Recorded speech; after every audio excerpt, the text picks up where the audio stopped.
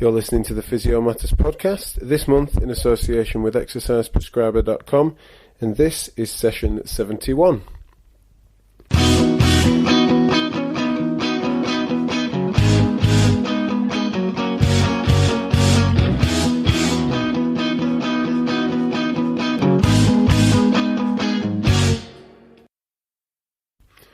Welcome back to the Physio Matters podcast. I'm Jack Chew, and massive thanks and early doors to anyone that's tuned in and given feedback to the last few episodes. We've had a few different special editions, including Patient Matters with Joletta Belton, patient advocate, discussing her pain story and how she feels we should move forward with patients as partners in various different projects. We also had Dermot Deneny and John Lowner interviewed by Tom Jessen before he headed off to the States, discussing persistent pain particularly, a very complex circumstance in which we need to try and improve our care of those people. So yeah, thanks if you got back in touch with us about that. It's been some brilliant feedback coming in and continues to. Then one of the big news that I need to cover on this introduction is that we launched our new grassroots think tank, which is the organisation that has emerged from the Big R's movement that you'll have heard us talking about over the last couple of years. One of the big criticisms we've had, and rightly so, is that it was sort of so emergent and we were trying to work out what it was trying to be, that the movement was really hard to define. And so what we've tried to do is offer clarity, and we've done so by producing a manifesto for reform, which is a 60-page document, free PDF that's available for download, as well as its executive summary, which is a condensed graphic version over a 20-page brochure. And on the website, mskreform.org.uk, it should outline exactly what we're planning to do. Following that, you can download the manifesto and its summary for free, explanations as to what we're planning to do moving forward and how you can join and be involved, both as a signatory to the manifesto if you support it, and also then ways in which you can join the movement and contribute in various different ways. So lots to find there, lots of material to get through, and we are craving your feedback on that. The future is really interesting for the organisation as a whole. It is launched as an independent non-profit, and think tanks in the UK have various different roles in society, and so we're hoping that it's going to be something that's quite novel. There isn't an MSK think tank in the UK of this sort, but also the main thing is we're going to try and develop strategic partnerships with various different stakeholder groups and organisations, which has kicked off with a bang really. I was just at the Physio UK conference, which is the CSP, the Chartered Society of Physiotherapy's flagship conference, and having conversations with various different stakeholder groups who are keen to keep some discussions going as to how they might work on various different points of agreement from the manifesto. And huge thanks to everyone that's in those organisations that have pointed to the manifesto, to their executive committees, but also to the people that I met with. Just massive thanks for having read and annotated the materials, various different printouts and copies that they had, questions that they had, all brilliant and really awesome collaborations that we're hoping to plan with them, and we really are reaching out to try and make sure that MSKR is contributing to and supporting the brilliant work that is already being done. So lots of different organisations that are already tapping into and telling me about what they're doing to enact some of the policies that are already in the manifesto. So that's fantastic. One of the things that we're bringing you is the Big R's conference, Reforming MSK Practice 2019, which was the launch of the document that I'm describing.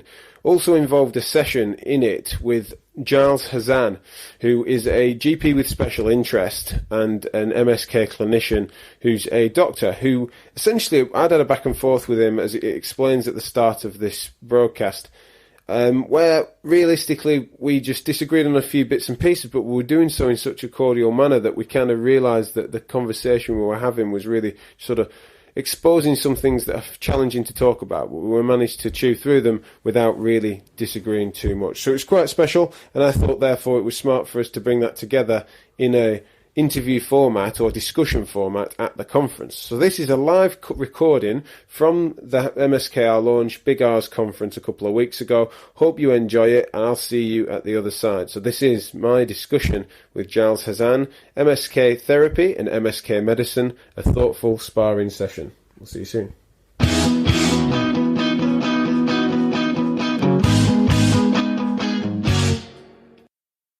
So this next session is a little different again. We want to try and bring you various innovations, but this one was very much like the rest of the project, an emergent idea based on interesting conversations I've had with interesting individuals, much like the entire project itself has happened, and various Physio Matters podcast episodes have come across from conversations at conferences or online or Twitter spats or what have you. Whereas this gent is already in behind me, Giles Hazan, is a GP with special interest in MSK down in Suffolk, and we got on the phone over basically been introduced on having similar interests or similar takes on matters, but also the person introduced us felt there were some distinctions in our positions that were worth us trying to chat out over.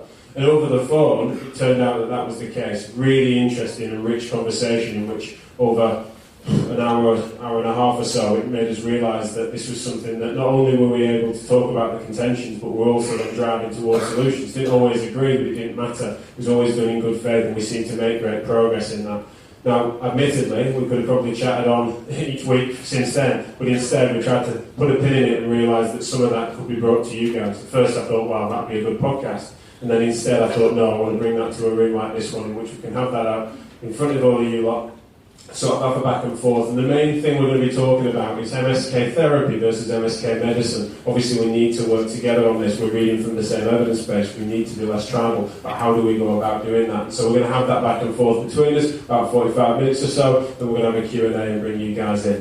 Slido will still be operating, but essentially we're just going to have it out podcast style and see how it goes. So may I introduce Giles Hazan?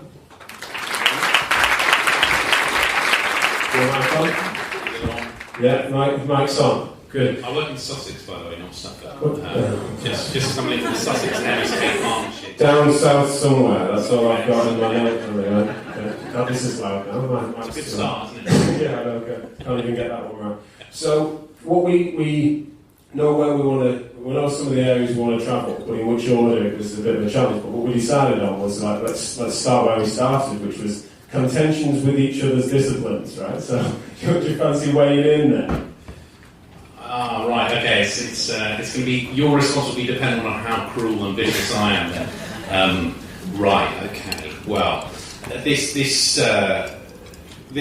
it comes from a place where I work very closely with physios and other members of the MDT, so I should just preface it with saying that I work very closely, but it's interesting to examine what are the differences in our professions, what are the areas that are areas that are in need for reform and strengths and weaknesses. So, I mean, I'm always tempted to ask you that question back first, but I'm not going to do that. I'm not going to cop out. But I want to frame it in a way of looking at the way physiotherapy has changed over the years and understanding how physiotherapy has gone from something that was sort of initially embedded in orthopaedic departments and then has expanded and changed, and now certainly in the last sort of 10 years of practice, physiotherapists have become one of the key members of the team. And one of the key questions is how well prepared are physios for that role? And certainly the hot point of the talk at the moment is all about first contact practitioners and how well are physiotherapists prepared for that role, and the dilution of the evidence base in terms of how it's put into practice. So I think one of the questions is there's been this rapid expansion of physiotherapy into key roles in an MDT, and does physiotherapy have the skill mix suited to deliver that? And I think that's one of the questions I'll start with. Fair play. And that's a point in which we definitely then wade into how we try and solve that if we feel it's a problem. I just want to throw one out as well, and we can respond to each other's, I suppose, after that. Is I'm frustrated increasingly with what is fundamentally a stereotype. I think it's a stereotype with some underpinnings, which is that medics often dine out on a legacy hierarchy and the subordination of the therapy professions. Now, one of my things on my list is that I think we lean into that subordination sometimes, and otherwise there's times where we could even justify some of the hierarchies that exist above us, no doubt. But fundamentally, there is some sort of interprofessional arrogance that comes from that inherent, not necessarily inherent to the quality of an individual clinician, but as a general loftiness that can come across. And so once we're trying to talk across professional lines, as partners, as equals, as reformers, it's sometimes very challenging, and I've encountered that myself. Now, I'm not suggesting that is every individual, I've certainly not encountered that with you, but I also can't suggest it's just bad apples either. It feels like it's been a theme, and I don't know if you'd... Definitely. And I was thinking on this because it's an interesting thing to explore and to say where does that come from? And I read a great book by a neurosurgeon recently talking about a range of different factors, and one of which was that perceived arrogance, and it's particularly it's a characterisation, isn't it? That it tends to be in the surgical community, predominantly male, alpha male, and a bit of an arrogance in the character. And you could say, okay, well, does that come from a place where that qualification to get to that point in time, you're talking about people who've gone through 5 years of medical school, and then postgraduate training across, 2 basic years of training, further 5 years core training, and then subsequent clinical fellowships. You're talking over a decade of training, thousands of pounds worth spent on courses and qualifications, and then stiff competition in to get those posts. So I think it comes from, the place that emerges from is a sense of, you could argue justifiable, a sense of, okay, well I've earned this. This is something that has been time dedicated to get to a point, and within that, these individuals then fed into a system whereby there is an existing clinical hierarchy where it is consultant-led care. That's the model that everybody's worked to. So it's a learned behaviour as well. So we go through a hierarchy of, and it has changed a lot. However, house officer, senior house officer, registrar, consultant. This is a pattern of practice that's been learned and hasn't really changed. And I think that's one of the key things. And one of my own criticisms of medical practice is that it's very slow to change. So I was involved as a commissioner, designing the spec and helping procure it for the Sussex MSK service. And that was fed by the musculoskeletal services framework that the Department of Health put together in 2006, which is kind of one of the core documents. And that was a real moment in time which emphasised a shift in the way you're going to construct services. And it formed a massive challenge to that traditional hierarchy. So, as a commissioner, we were going and talking to the surgeons about how we're going to change this model, and came up against a lot of resistance to that change. But I do think it's worth recognising, first of all, the training path to get you there. And also, one of the, I think, absolutely critical bits, and this is true for medics across the board, is if you were to try and define what differentiates doctors in most settings, there'll be two key things. Is first will be diagnosticians in lots of places. Now, in physio, I think it's different because you're also diagnosticians as well. But it's also about accountability and responsibility and managing uncertainty, which is certainly managing uncertainty in primary care is probably one of the key things that we have to learn how to do as doctors. And the flip side of that is that that's one of the biggest challenges for physios stepping into FCP roles and advanced practitioner roles, is that probably the most significant shift for you as a clinician is that you are now having to manage that uncertainty. And that is one of the things that causes the greatest difficulty when I'm talking to physio colleagues stepping up from band 6 to band 7 or stepping into FCP roles, is that all of a sudden that weight of responsibility in managing that uncertainty is huge. And how well are you equipped to manage that? Yeah, the book stops with us more, obviously, at that point. So, yeah, I definitely want to speak to the question that you posed initially about that readiness as it's coming up again.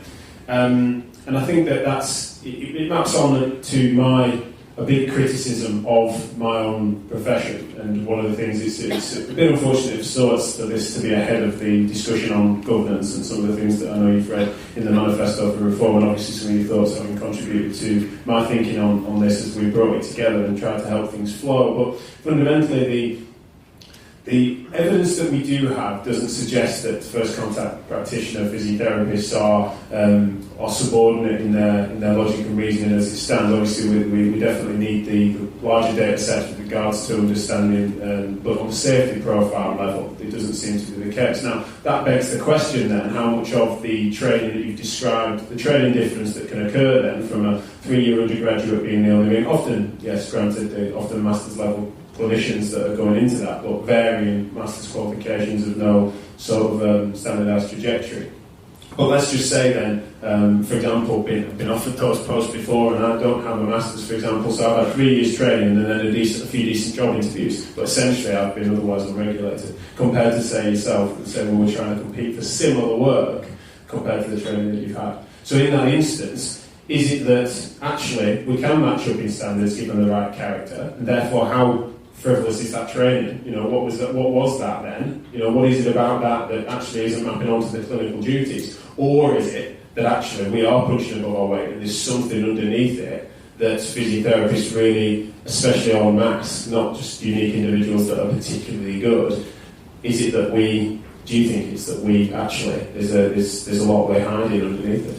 Yeah, I think you touched on it there, is the distinction between going from individuals to en masse. And if you look at looking at the evidence behind first contact practitioners, some of the best quality evidence that's quoted the most is based around band-aids in primary care, right? If you then look at band 7s working in those roles, there's a higher investigation rate, a higher referral to a physiotherapy, and a higher referral on to see other medics in the practice. So the quality seems to shift as the experience of training of that clinician goes down. So that's the concern. I should say that I am a fan of first contact practitioners as a model, as long as it is applied with the evidence backing it up. The problem is when you go from a model where you've got band-aids who, there's good evidence of working independently, and I think you're right. Actually, how different is that to a band-aid working as an AP role in an MSK service? Well, there's a couple of important differences that I'd like to come back to, but essentially, no, probably not a vast amount of difference. I think physiotherapists are more than adequately trained to pick up red flags, to recognise comorbidities to a certain extent. And as we learn more and more about pain science, the whole need to prescribe, I think, we recognise there's very real limitations in how much that's required anyway. So the problem is then that as that model gets rolled out, and all of a sudden what you've got is, okay, well, first contact practitioners are good, but then over here in a separate area of the country, because it is being commissioned locally by primary care networks or GP practices, they might be employing a band 6 in an FCP role, or a band 7 who's working a day a week in each practice of a cluster of practices and not having any kind of work within another MSK department. There's no governance on that role, there's no peer supervision. We talk about best practice, evidence-based improvements.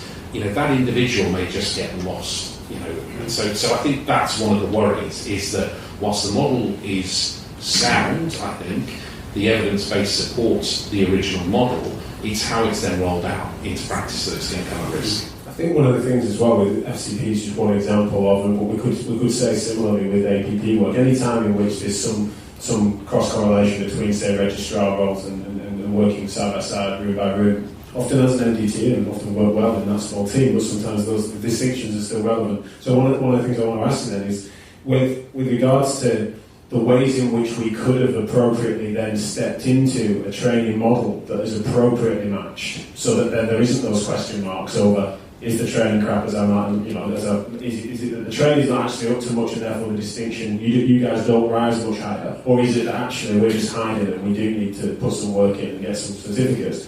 My problem with that is that I don't think the medical profession and the faculty surrounding it have been particularly forthcoming in allowing physiotherapists and other AHPs and MSK professionals generally to be able to sit those credentialing milestones, because it's been a bit of a walled garden.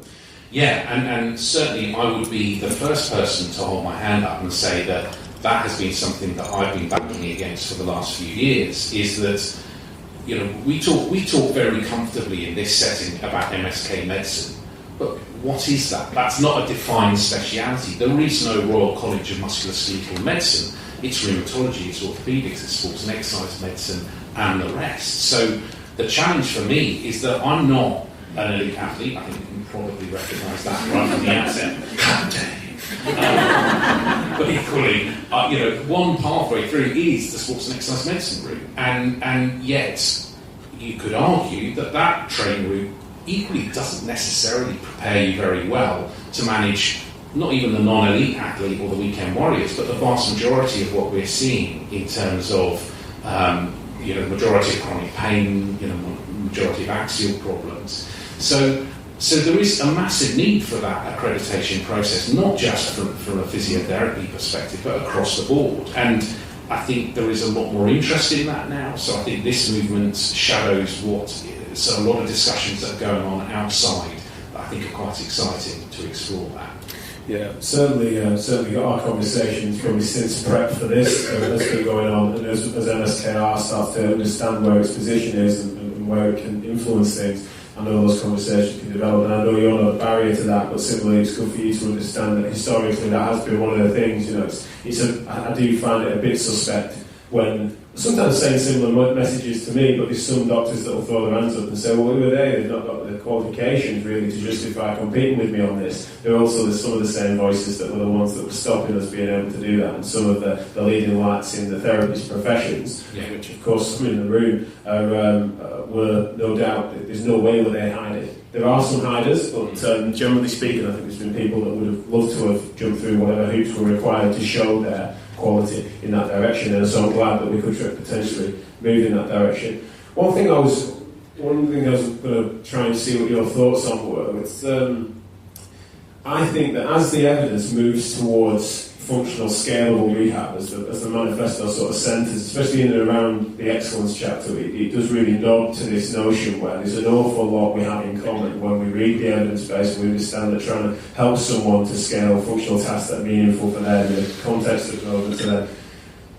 The medical of, as it stands across medicine, pretty much universally, is not conducive to that. So I think that you guys are going to potentially get left behind in your ability to apply that unless you were to at least appropriately merge the models. Because fundamentally, one thing we have going for us in therapies is that extra bit of time, and our systems and diaries and setup is expected that we have that extra bit of time. So generally speaking, I don't know how much you think you can comply with that. It's really interesting. I was at Lorimer Mosley's, one of his courses when he last came over, and again I was the kind of thumb that stuck out and was this sea of physiotherapy. And one of the things that came up in conversation on the table I was on, was I was chatting as we are now to a very senior physio who worked up north, who may even be here, who knows, who turned around and we were talking about biopsychosocial model and broader rehab approaches, and she said, almost at the same time we both said to each other, but of course that's where I come from, you're less experienced at that in your role. And I was like, what do you mean? No. And it was amazing, isn't it? So from your perspective, there's a sense that actually as doctors we're not fully embedded in that model, the need to rehab, the kind of full biopsychosocial model.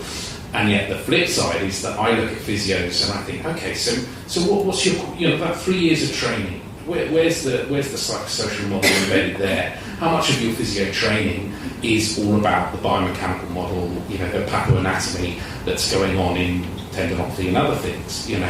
Not that that's irrelevant. Clearly, we've heard some really, really great and interesting stuff about that. Of course, that's important.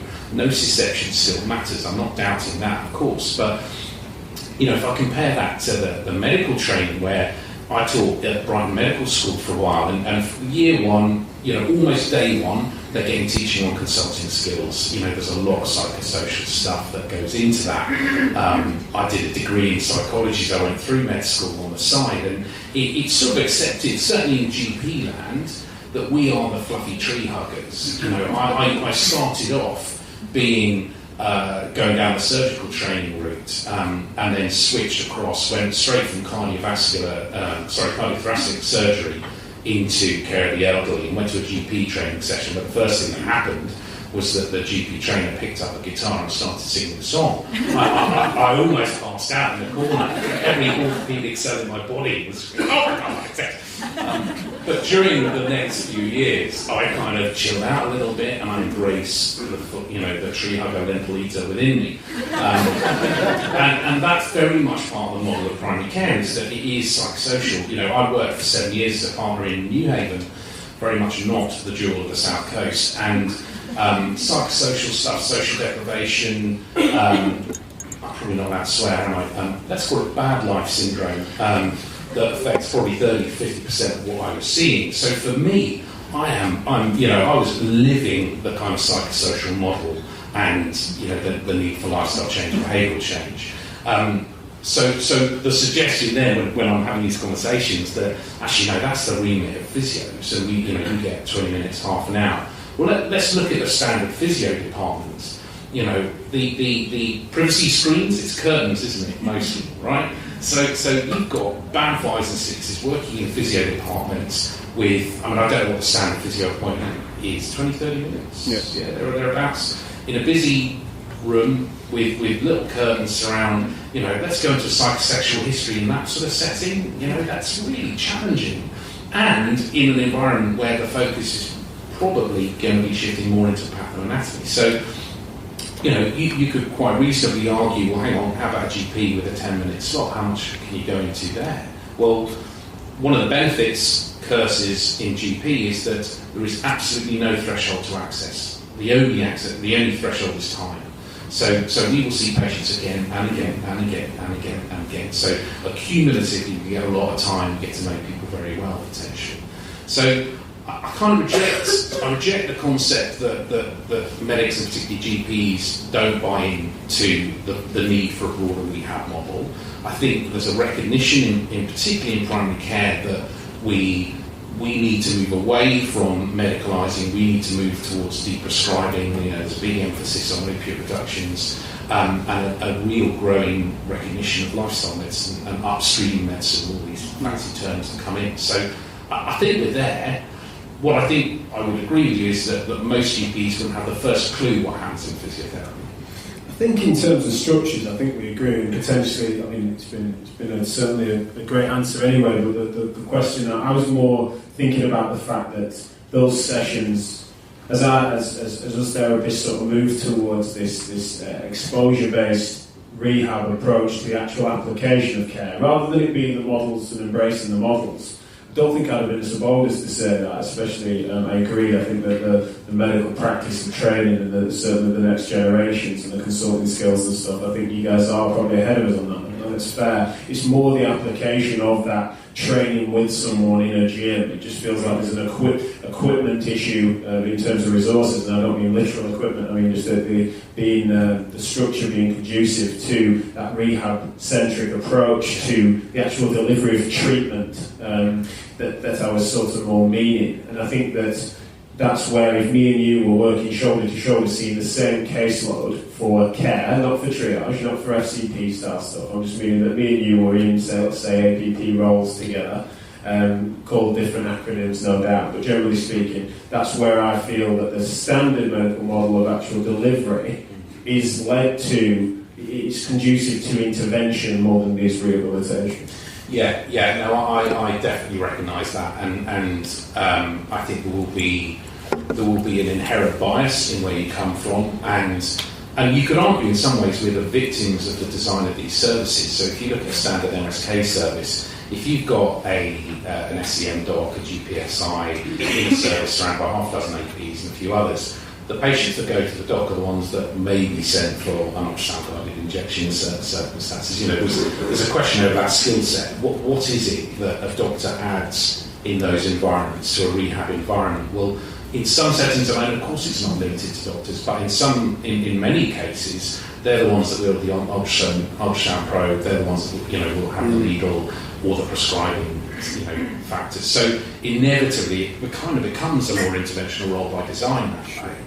I think my question back to you is, in that rehab setting, does the current model of physiotherapy as rehab work when we're looking for sustainable long-term behavioural change? You've already mentioned other people, other specialities coming into those roles. And it was illustrated to me recently when in the knee pathway locally, they looked at patient activation measure scores on people going into the escape pain program.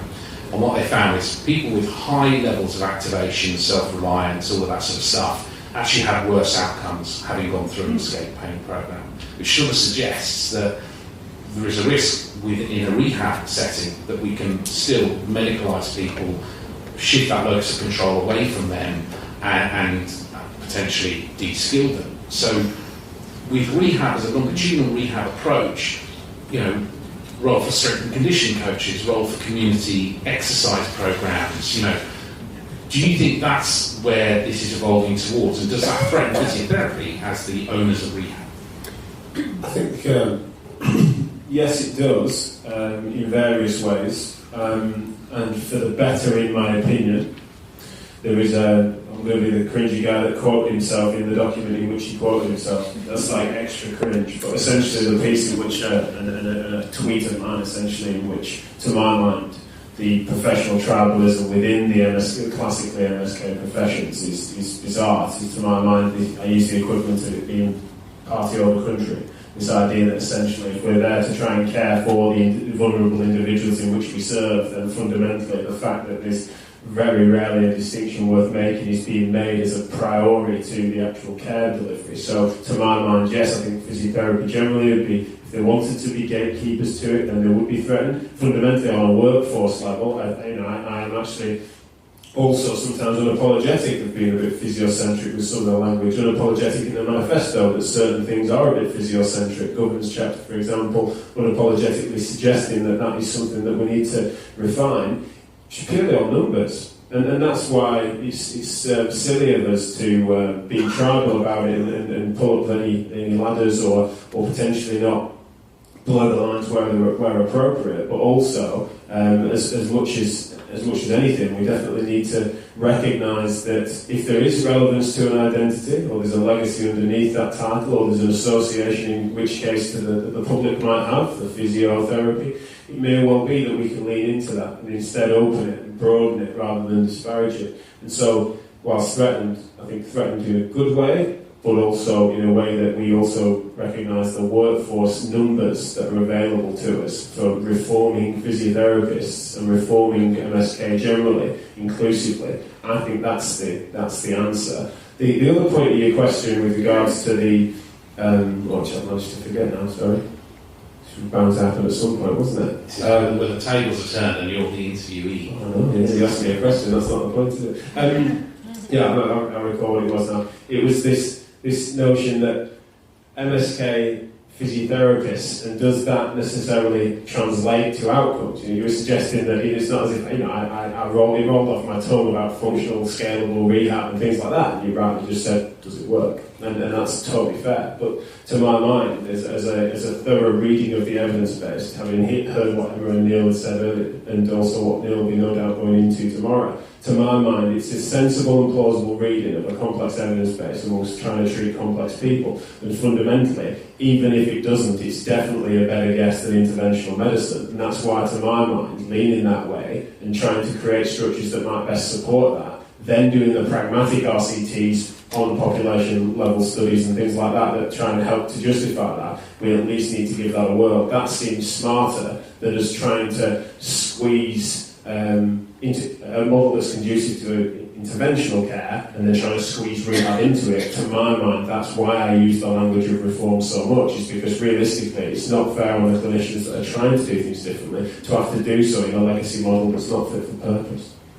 So I think it's interesting. I love the fact that the launch of the manifesto is in the House of Parliament, because I think the subtext of that is there's a lot of politics, there's a lot of parties involved, there's a lot of protectionism that happens. What I would say is that I think we all become a little bit guru-led too quickly, and we become passionate advocates for our own viewpoints. And I think that's great. You want to be passionate about what you do.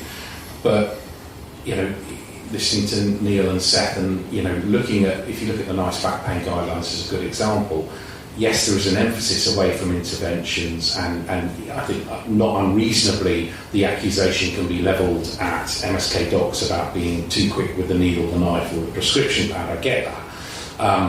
But we have to be careful that we don't become completely monochrome about it, because the great thing, which I think has been touched on with the evidence before, is that there's a huge heterogeneity of patients. There are lots of these different categories that exist, and what we need to get better is getting the right people to the right treatment. And interventions still have a role. So you look at the evidence base for facet joint innovations, for epidural injections, they definitely have a role. And we need to make sure that that's not thrown out. And ideally what you have is clinicians who really know the evidence base, who are rigorous in their application of that, and that, yes, that probably does sit within a medical fraternity at the moment. Yeah, that's certainly that dovetailing of the therapies and the medicine together. Do you feel that when I talk about blurring, in this conversation and the other ones we've had, do you feel that I, as a habit, talk about blurring of lines when realistically there's more distinctions than I'm giving enough credit to? It's a really difficult tension that sits within these models. I'm a definite fan of interdisciplinary working, but within that you have to be very clear about each person bringing their own skill set to it. So whilst you can all see the patient with your own viewpoints, we recognise we've got our own biases, yes, but we've also got our own skill sets. And traditionally the problem with MSK treatment pathways is that it is a pathway, it's a linear pathway. And actually what you've got is treatment in the round, you've got a whole buffet of options. So yeah, we're going to come at it from different viewpoints, and I don't think we should see that as a negative. No, that's fair enough. I kind of would say that there's, and I think we do, from what I recall, agree on this, that there's a lot of self-preservation on all angles, really. But one of the ways that seems to map onto what you've been saying is that part of the medical self-preservation from MSK interested doctors from different stripes, some using SEM, some trying to carve out musculoskeletal doctor, some happy with the GP with special interest as a moniker, and others hating all three of those, But as a general rule for those, one way of self-preserving as therapists, and not just physiotherapists, but osteopaths and other professionals chomping at the bit to try and get a piece of that action, essentially an interesting client set, they are then having to self-preserve by being high level with their interventions. Granted, let's hope evidence-based with it, but fundamentally it's certainly going to be tempting and self-preserving to be an ultrasonographer, to do interventional guided injectables, to be on that cutting edge of a niche, and it typically leans interventionally. I'm yet to hear, or hear very few, people that instead of that, so sometimes as well as, but instead of that, have then doubled down on rehab centricity and trying to then learn some of the other less interventional skills. And I just don't think that's coincidental as a matter of self-preservation and also justifying a purse. Yeah, I think you put your finger on it there.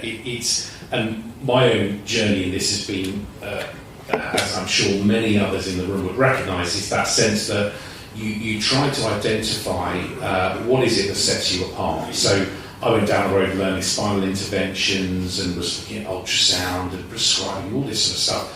And actually, although initially I was very proudly no, I'm a gypsy, I'm a GP with specialist interest, although my mother was quite alarmed when I said, Mother, I'm going to be a gypsy. Anyway, so what I don't call myself a gypsy anymore, I call myself a GP working in MSK, because I've gone full circle. I think a lot of people do with this, is that initially you're looking for identifiers that set you apart from others, that give you a skill set that can justify your title, your label. And actually what I've increasingly realised is that the thing that sets me apart from most people in MSK is actually I'm a generalist, and I need to keep my generalist skills. And the longer you're working in it, the more I realise this is about behavioural change, it's about motivational interviewing, it's those sorts of skills that you need to develop. And yet, isn't it funny that that's not top on the list when you start out? No, it's I want to do my independent prescriber or my ultrasound skill set. So that for me is an area which I think actually is at risk at the moment with the physio model. And we've seen it in our service where if you are a physio, and because our pathways locally are designed, you've got spine, hip and knee, shoulder, foot and ankle, and so on, those clinicians working in those pathways rapidly de-skill and lose their generalist skills. Equally, you look at independent providers and you say, okay, if you've got a bunch of physios coming out of practice, going straight into an MSK setting, potentially what they've missed is that generalist training bit that happens. Have you done the 6 months on ITU? Have you done your respiratory, women's health, whatever it is within the physio training?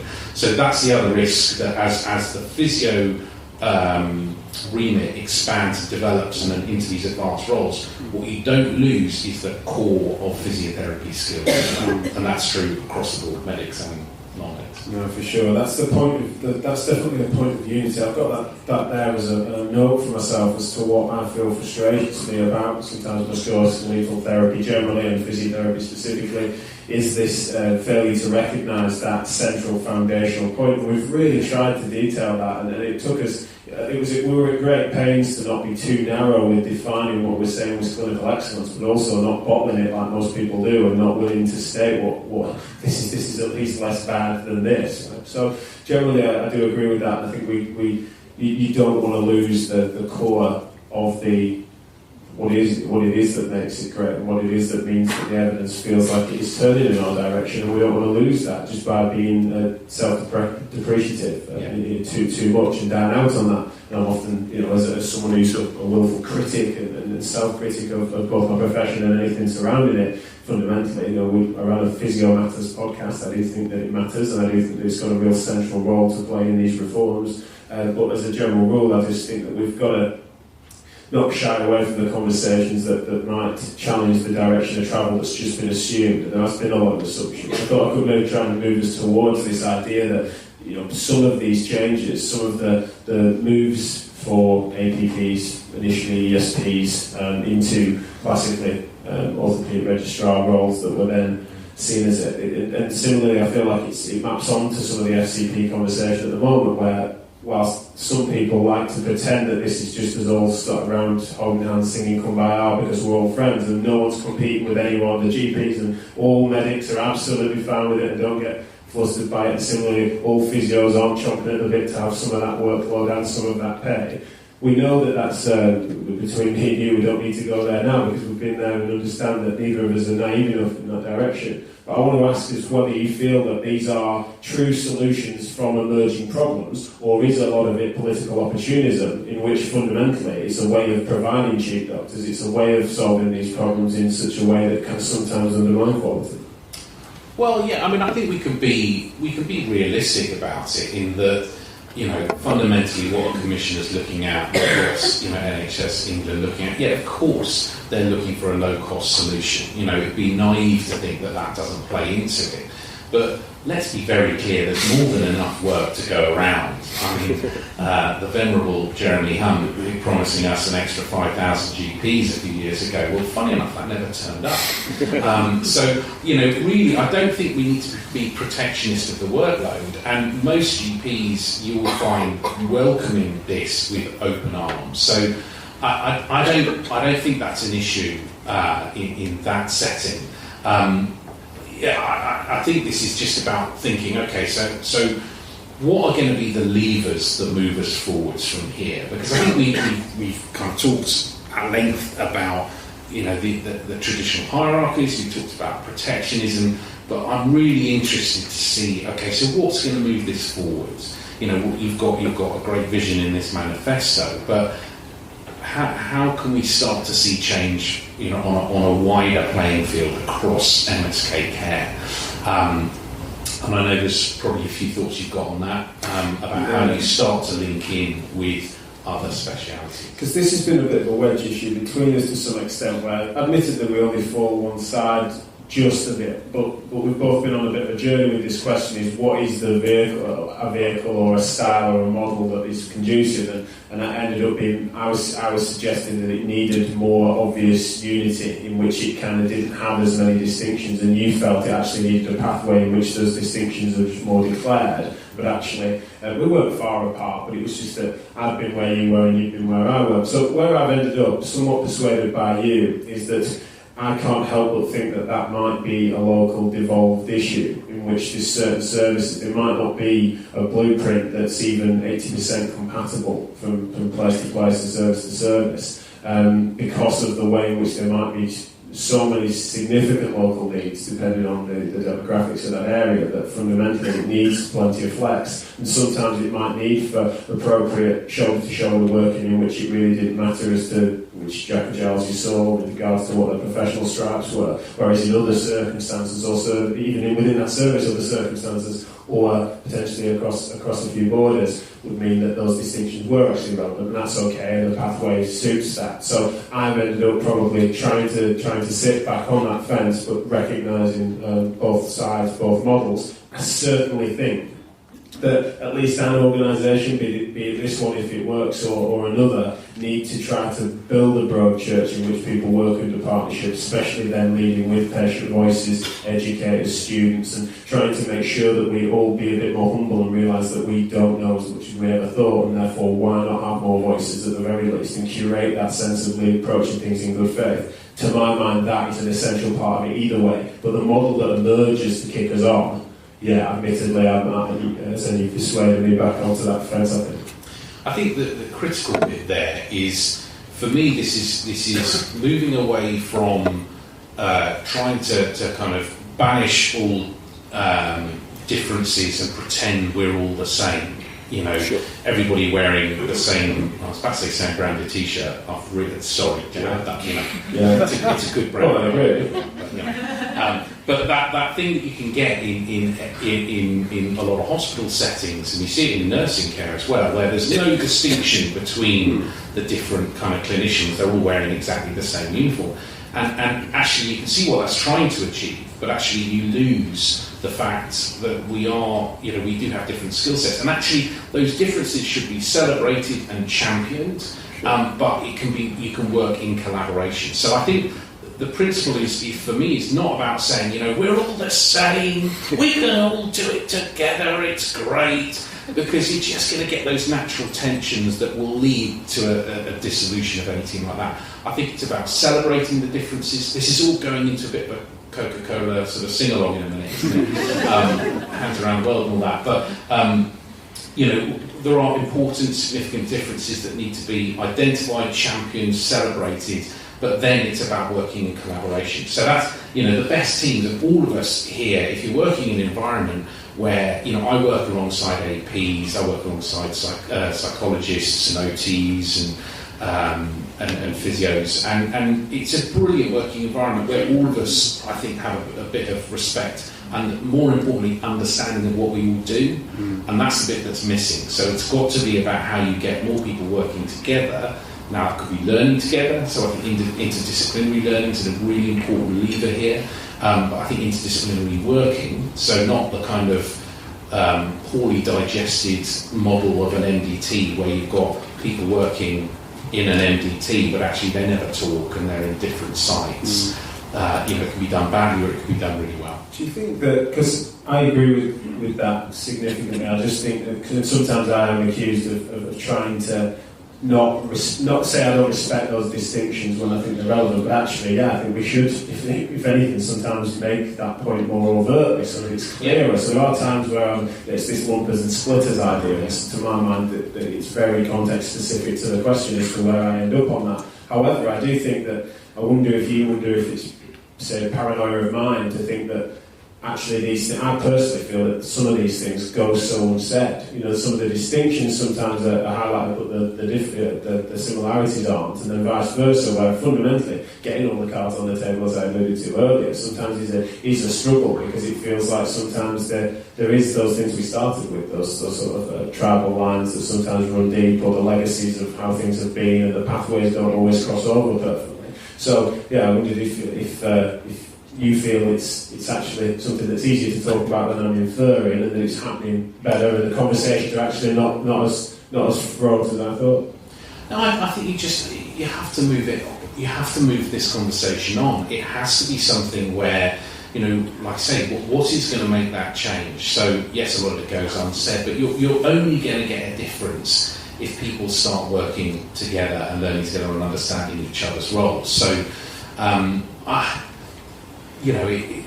are lots of different analogies out there. None of them really fit this terribly well. But for me, fundamentally, those barriers come down not by just talking about them, but by doing something differently. And I think that's the key, is that, I know we're our principalists are talking about here, but it's okay, so what's you going to do about it? Sure. No, absolutely, and that's that how thing. I've got last couple of minutes before we then throw it to the audience, and so I wanted to ask you if there was one thing that you could invite you to contribute as a suggested change for MSK therapies, then it can be as specific as broad as you like, and then I'm happy to answer the flip before we then go to the audience. So I think I'm now using the royal we. I think we need to think big, and I don't think we should limit the ambition. So I think this is a fantastic movement. I think it's highly relevant across the board. I think you could argue that this can and should be scaled up, and you start to bring along other specialities and other organisations along with what is happening here. There's a lot of shared vision. So I think that would be my advice: is collaboration. Collaboration is absolutely key. Collaboration with patient leaders is hugely important, and I think I've worked with David Gilbert down in Sussex, and I know you've had good conversations with him. So I think getting patients on board are a really powerful form of leadership that can actually drive the change that we're looking for. So sometimes when you get stuck, I think actually it's the patient leadership that will provide a completely different pathway. So I think patient leadership is huge, and I would say this is now about reaching out and starting to collaborate really widely.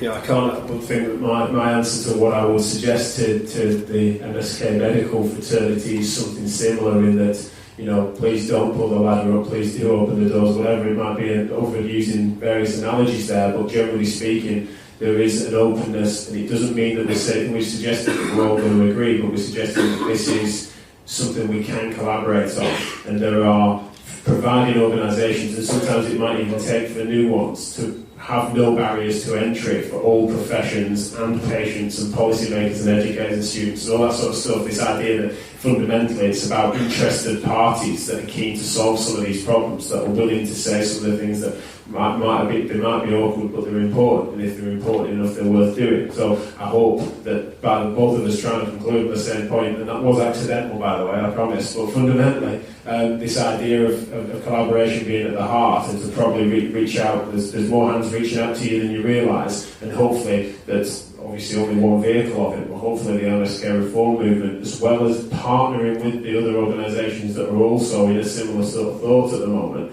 and I can promise you will be doing that, and I hope that any angles that you have into any others can hopefully make that case for us all. Sounds good. So Rob's got the microphone, and hopefully we've got some time for questions from you guys and from Slido and beyond. Hi. Hello. There we go. You mentioned some of the differences between the sort of medical model and the physio model, whereas someone with, say, an EOA might be likely to have 3 injections from the GP, then go into the physio route and have your sort of gym-based rehab model, and it might go the other way. If they see the physio first, might go 12 weeks of rehab in the gym and then try the injection route. Is part of the answer to sort of getting a standard or more standardised treatment at the FCP model, and if it is, have you got any suggestions on how we make sure that the standards, the quality of the FCP practically is good? Because a little bit of what you mentioned does resonate in my local area. You see band 6s maybe rushed into that FCP role, where they're not incompetent by any means, but maybe they're not fully ready. Any thoughts on that? We're both rushing to go first, aren't we? Go on, you go. So I work with Sally York, who's down in Sussex, who's leading on the FCP model. And one of the things I've said to Sally is that something that's not yet been really, I think, fully established in the FCP model is that you're there as an educator for the GP practice as well. There's a huge amount of benefit for the GPs, and they're screaming out for it. So this is about breaking down some of those barriers we talked about before. So I think there's a role as an educator, and yes, I think ultimately it comes back to that skill set about somebody going into that role therefore needs to have the right experience, and it's not just about the grade, is it, but competencies. I was very interested when curating the information that came through from the working groups as to the fact that it was mentioned fairly regularly, but certainly wasn't a core theme at all through the manifesto. I found that an interesting point when I was sort of bringing it home. And I've realised that one of the reasons is because fundamentally what FCP done just as a generic policy without necessarily the underlying sort of admissions to some extent with regards to the lack of governance structures, etc., the variation in clinical practice as highlighted throughout the manifesto, is you just bring, and I will swear unfortunately, you just bring shit upstream. Essentially you bring poor quality care closer to the patient's first contact if it isn't appropriately, if the standards aren't appropriately raised. And fundamentally at the moment, it's only a couple of good job interviews that differentiate clinicians sometimes. And there's no standard process for interviewing either. So it's just this, how are you going to know that someone's got a quality or competence for that role? It's a big ask. Now I know that's work being done. Is it being done quick enough? Is it being done after the fact for political gain? I think it's a big challenge, but generally speaking, what you described there as silos definitely needs to be integrated. I think we've agreed on that. But is FCP part of it? Definitely. It's an important part of it. But if we're not, if we're getting a bit cart before the horse and not actually reducing clinical variation to then we're just bringing all the problems that we want to try and reform closer to the person's first contact and potentially undermine something that, whilst we can criticise it, general practice is appropriately regulated, not just for safety, but through what Giles has said, 10 years plus of training. Just the other thing I'd say is that in terms of barriers to practice, and certainly in primary care, GPs love you guys and welcome you all with wide open arms. Where Sally works in the same practice as I do, a senior partner there who's 20 years practice plus, told her the other day, I'm reading your notes as part of my CPD. It's huge value if it's the right people. Brilliant. Cheers. Thanks, that was a really interesting discussion. I think there are some issues that for me have come out. I'm a consultant physio and have been for a long time. When I came into post, there were no competencies for consultant physios. That's 16 years ago, and there are still no competencies for consultant physios. So we're all incompetent, I guess. But I'd like to think not. But I think physio has taken opportunities that were arisen, political opportunities, and rightly so. When you talked about punching above our weight, I don't think we're punching above our weight. I think we're punching to our weight. But what we need behind that is a strong competency framework. And they have come out for APs. We've got AP competencies and we've got training packages that are following. And I think we just need to be kind of patient with some of that, but also make sure that we embrace those competencies across the country. There are a lot of places that don't have competencies, and we're in danger of putting the wrong people in the wrong post. And it comes back a little bit to what you were saying, Giles, about risk and risk management. And I don't think, as a profession, we're as mature as we could be around managing that. And certainly for the APs that work in the team or come into the team I work in, that's their biggest issue. It's not the clinical stuff. That's fine, they're good at that. It's the responsibility and accountability that's the issue. So I wonder, Giles, from your perspective, coming from a medical model perspective, how do you get that kind of risk, or get used to managing that risk, other than not sleep very well and drinking too much wine? Yeah, is that the wrong answer then? It's my answer. Well, it explains quite a lot, actually. That's not acceptable answer. So two things there. There's clinician evolution and competencies, like you said, in terms of how do you learn to manage risk, and the likes of Chris Mercer and Laura Finney can talk about that in their kind of Masqueraders course. That's me. Did you not realise it was him? That's amazing. The Chris Mercer. That's such a plug. It's such a great course. I don't know. Oh, Sid, you owe me a beer later. We can manage our uncertainty together later. So yeah, there's the evolution of the training and the skills, and I think competency frameworks are really important. I think there's a need for accreditation, and I think that has to be standardised and it has to be national. So that will include knowledge tests, clinical skills tests, and I think arguably what we need is an umbrella accreditation organisation that provides recognised, credible support of that structure.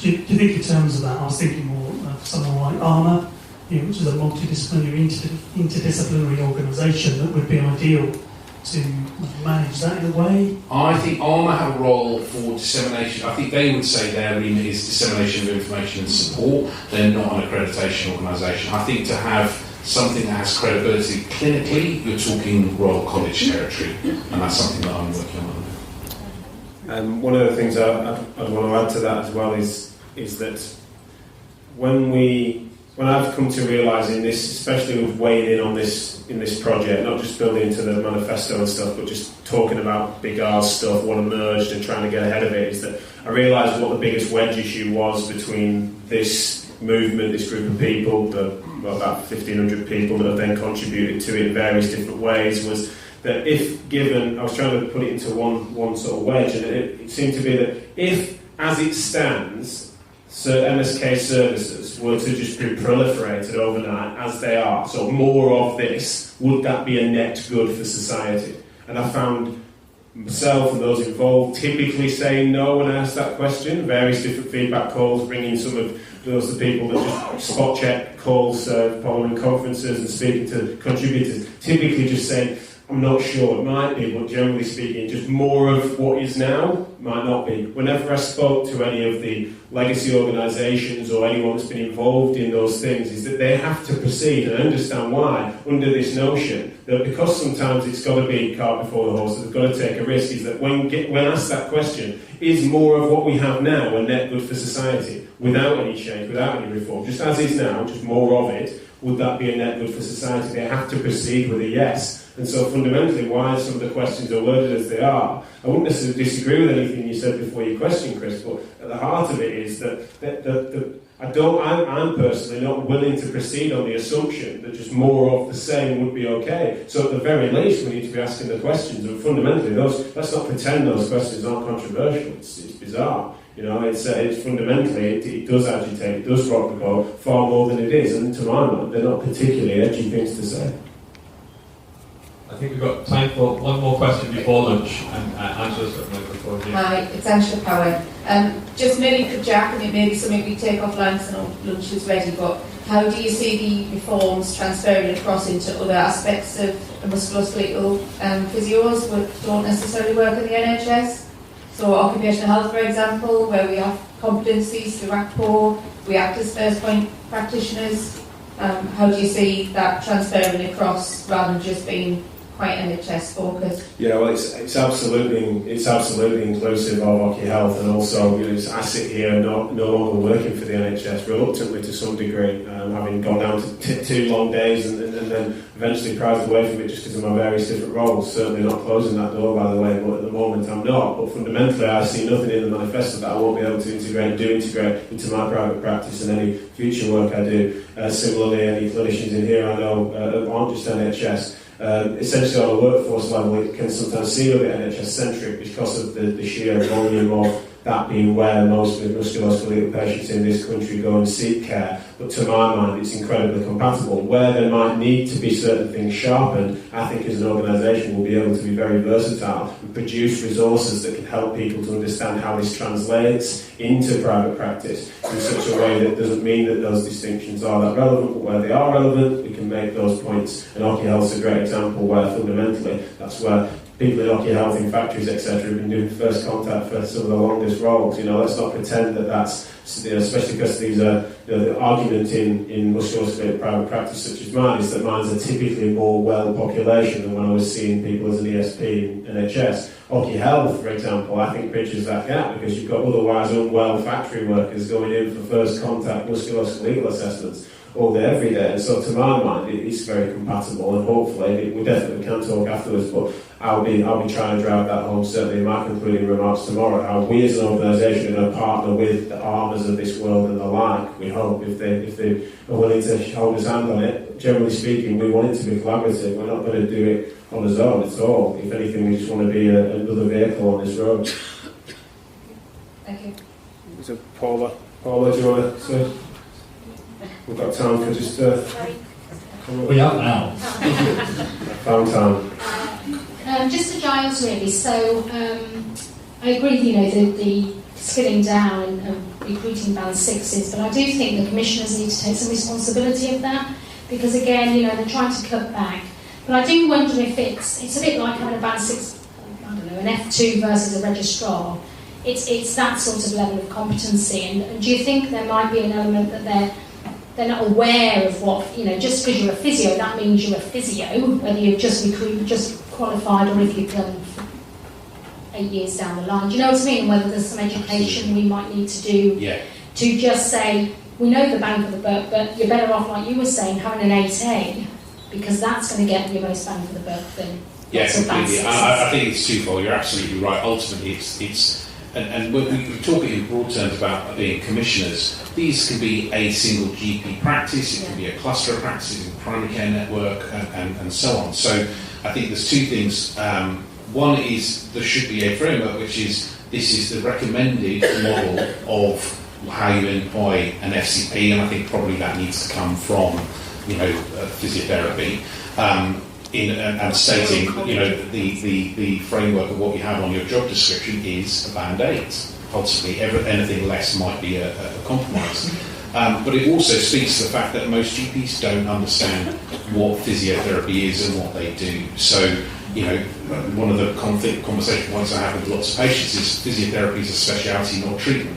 So when they've had physio, what does that mean? So, and equally, that's the point. GPs is go off and see physio for that miasma of weird physio stuff that happens. We just don't know. Most people just don't know what happens there. I just think it'd be nice if they could take some responsibility of that as commissioners, because I know Absolutely when I'm in right. meetings, they push it down, They push probably it need a down, bit of until you guidance. walk away and then they'll go elsewhere and appoint someone just because they want to do it. So I think it's just having that responsibility. You're absolutely right. Thank you.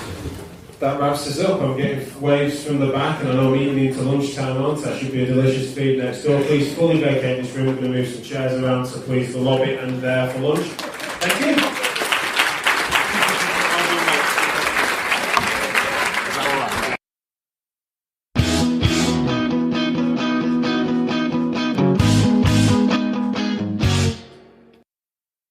And that's that. Very excited to hear what you thought of that. A bit different, certainly about service design and the challenges between the professions. Hope we poked into a few things that you can recognise are difficult to talk about, but hope we did it sensibly and cordially. Certainly lots to further from that. Really keen to hear what your thoughts are, especially across social media. So do get in touch with me and Giles personally, or of course at TPM Podcast on Twitter, Facebook, The Physio Matters Podcast. We're also on Instagram under the same name. But most importantly, visit mskreform.org.uk. mskr.org.uk also works, by the way. But download the manifesto, the executive summary, read some of the pages on the website that explains what we're planning to do moving forward, how you can join, how you can be involved as a supporter in various different ways, but also lots of different action plans that we're working on. We're going to refine the 41 policies that are in the manifesto for reform. We're going to refine those down to 10 to 15 by membership vote. Lots of different people, therapists, patients, carers, MSK business people, all various different people, parties joining MSKR and supporting it, and they're going to get a voting share in what we do to prioritise for a 2020 action plan, where we're going to work with various strategic partners to enact some of this reformative agenda that so many of you are supporting. So huge thanks, of course, to the contributors and authors of the manifesto. Massive hats off to my team as well for organising the conference. But before I finish, I need to make sure I mention the incredible chapter leads and chapter authors, Paula Deacon, Emma Salt, Rena Patel, Matt Wyatt and Ash James, for their incredible hard work and leadership for getting the manifesto off the ground. And we're just going to kick on now. In the coming weeks, you're going to hear lots about MSK reform, so please do get yourself up to speed by checking out the website downloading the materials, and then, of course, doing what set it up in the first place, feeding back, creating that feedback loop, and being a true mass movement for the betterment of patient care in the UK and beyond. So thank you so much. It gives me great pleasure to give the cheesy sign out that me and Giles should have done on stage, really, but we didn't realise we were going to be putting this out there. So you've been listening to the Physio Matters podcast, discussing physio matters because physio matters. Bye for now.